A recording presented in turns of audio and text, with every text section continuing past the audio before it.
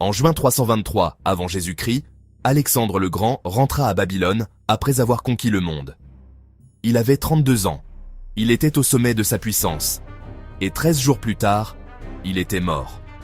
Comment l'homme invincible qui n'avait jamais perdu une bataille est-il mort en 13 jours? 2 millénaires plus tard, les historiens se battent encore. Et les réponses sont plus troublantes que tu ne le crois. La version officielle, une fièvre. Après un long banquet, Alexandre tomba malade. Fièvre, douleur, paralysie progressive. En 13 jours, il ne pouvait plus parler, puis plus bouger. Puis il mourut, simple, trop simple. Première théorie, le poison. Alexandre avait des ennemis partout. Ses généraux savaient qu'à sa mort, il se partagerait à l'Empire. Et les symptômes d'Alexandre, la progression lente, la paralysie, la fièvre, correspondant parfaitement à un empoisonnement à l'eau de Styx. Une substance extraite d'une plante toxique utilisée dans l'Antiquité. En 2010, une toxicologue néo-zélandaise analysa les symptômes d'Alexandre et conclut que la probabilité d'un empoisonnement était très élevée.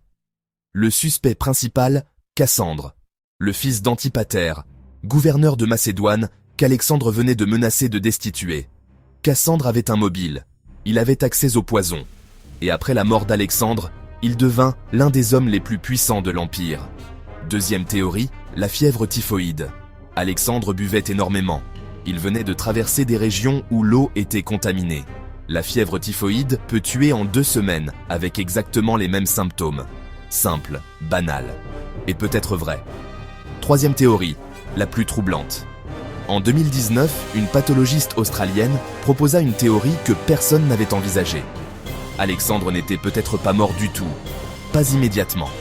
Le syndrome de Guillain-Barré, une maladie neurologique rare, peut provoquer une paralysie totale tout en laissant le patient conscient. Alexandre aurait pu être enterré vivant, en état de mort apparente. Et voici le fait qui donne froid dans le dos. Les historiens anciens rapportent qu'Alexandre fut exposé 6 jours avant d'être embaumé. Et pendant ces 6 jours, son corps ne se décomposa pas. Normalement, un corps commence à se décomposer en quelques heures dans la chaleur de Babylone.